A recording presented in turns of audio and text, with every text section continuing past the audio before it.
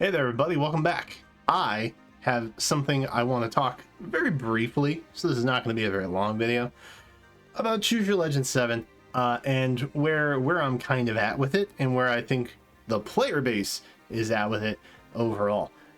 I'm sure that over the next several days, maybe even a couple weeks, you're going to be seeing all these tier lists flood your feeds on every media that you have saying, well, this is actually S tier now, or some people do like tier 0 and stuff.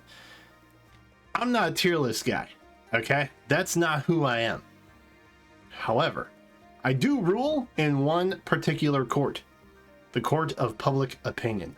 And while these guys all technically won, okay, Robin, Golvig, Corrin, Soren, they all won, but above them, who is the winner? Do you understand what I'm saying? The winner. The winner. Now, votes aside, okay, votes aside, obviously we can see who got the most votes. It was definitely Robin and Soren. Okay, 18,000 versus 16 and 14, which typically female characters get more votes, or at least they did previously, but maybe that has something to do with the fact that the game is, as we're approaching 1,000 unique different heroes in some capacity, it's mostly female character centric. So maybe the player base is just like, give us more male heroes. What are you afraid of? Obviously, the lady characters sell a little bit more, but I feel like tastefully done male characters would also sell pretty high. Is that I alone in this? Anyway, that's a different topic for a different day. What I'm here to decide is who won Choose Your Legends. Of the 4, who actually won? And I ran a poll over here on youtube.com/@KCBPrize. See, that's me. We're the same person down there. I ran a poll asking who won, who you were most excited for before the debut of the new designs and kits and all of that hit the stratosphere. And not too surprising, specifically from my community, which y'all love Golvig. I mean, I would be lying if I said I did not see the appeal. But a very hearty runner-up position, we had Robin, Corrin in third, and then Soren in last, which does break my heart just a little bit. So before we knew anything about the kits, okay, before we knew anything about the designs, what the forging bonds would hold, any of that stuff, this is what 3,000 some odd people were most excited about from my sphere of recollection, okay, my sphere of influence, the people who watch my content, I assume, or just random people who found this poll on YouTube. And honestly, I wasn't too surprised. I know that, well, I got credit and or blame, depending on how you look at it, for this. But the Robin, like, I know that there's a lot of Robin fans. I know there's a lot of you in comments and live streams and just, you know, lurker viewer peoples. The Soren was surprising because self-admitted Tellius boy over here. That was surprising. But I think Corrin being in third was maybe, I don't know, maybe Corrin was less voted per Golvig. I don't know. But I saw a lot of you guys in the live stream because I unintentionally baited for 3 nights in a row getting Choose Your Legends results. And a lot of you guys were telling me how you weren't really that hyped about Golvig at first, which is kind of understandable, right? We had like 2 lines of dialogue in the trailer with her in it, so like we didn't really know a lot about her at that point. Obviously, with the mid-book reveal, it told us a lot about Golvig and who she actually is and how she got to be where she is. So yeah, I feel like there's a little bit of understanding there in terms of rise in popularity. And maybe that's a sphere of influence for this as well. I don't know. But afterwards, I asked, okay, now that we've seen everything, now who are you most excited for? And, you know, Golvig, again, similar votes. We're off by a couple hundred, but similar structure, right? Golvig and Corrin almost tied now. And then Soren still with a 14% of the vote. And Robin kind of dropping off. And I feel as though maybe Robin was less hypely received just because of God Sword fatigue. And yes, that is a thing that I am coining right now, God Sword fatigue. If anyone else has used it, you officially owe me half a penny every time you say the phrase. No, the Robin of it all. I think people were really excited for just a non-Grima Robin alt. That's the vibe that all of the Robin diehards in my community told me. That's the gist that I picked up. And so I feel like people just really wanted a good Robin alt. We obviously got his legendary, right? But were we ever going to get 11 sword? And we didn't. Still didn't. We kind of did, but we didn't. You know, given that we had 11 dagger, maybe they didn't want to stray too far from like that particular effect. So we got the branded sword or whatever it was called for his weapon. It basically looks like, you know, a lower tier falchion is what I would refer to it in a lovingly way. No disrespect meant there, but you know, he's just kind of a god sword, a unique one in a Choose Your Legend fancy Robin skin. But ultimately, you know, we've had a lot of those, and so at least in terms of the unit typing, it didn't feel as exciting for a lot of people. I don't know.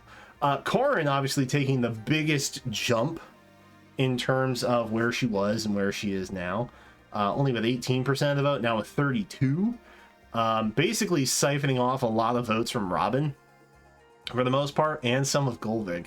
Golvig dropped a little bit. So I think, you know, Corrin, obviously with the terrain buffs and things like that, which is a beautiful addition, mainly because we see them in preferred weapons.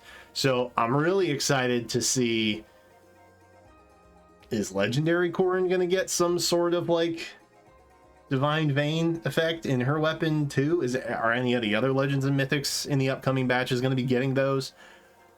It could be a way for older units to really kind of impact current gameplay and what people are trying to do with their teams.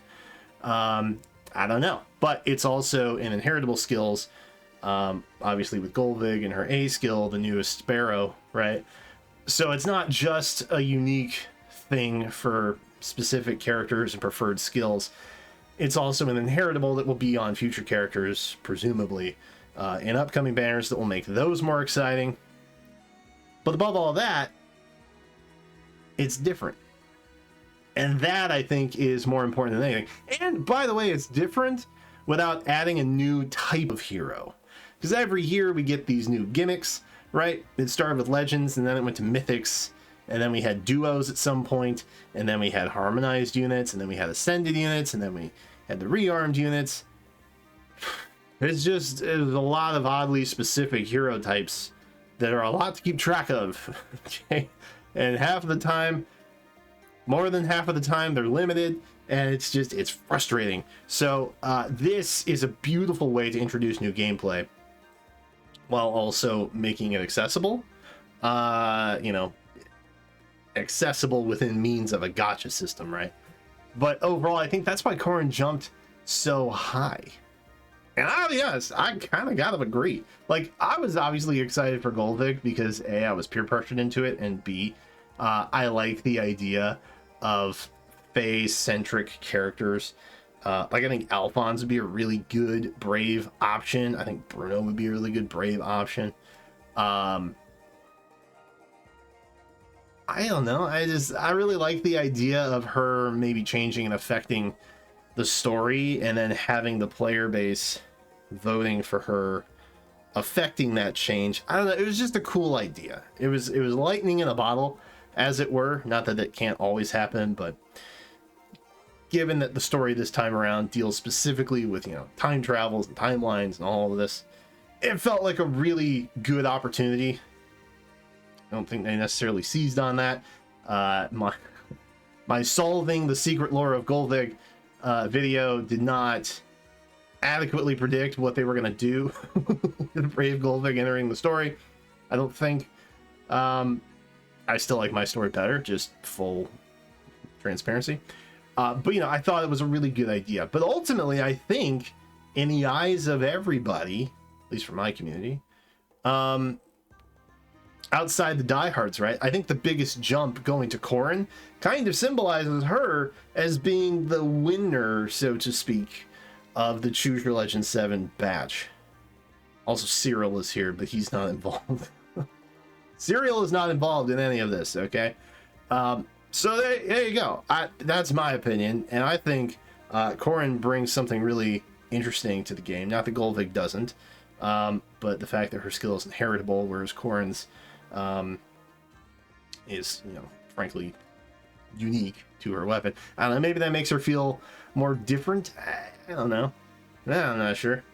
But that is kind of how I see it. And in the court of public opinion, I do reign that I think the people have deemed Corrin as the one true victor of the Choose Your Legends batch this year around. But anyway, I just thought the results were kind of interesting. It was just something I was doing.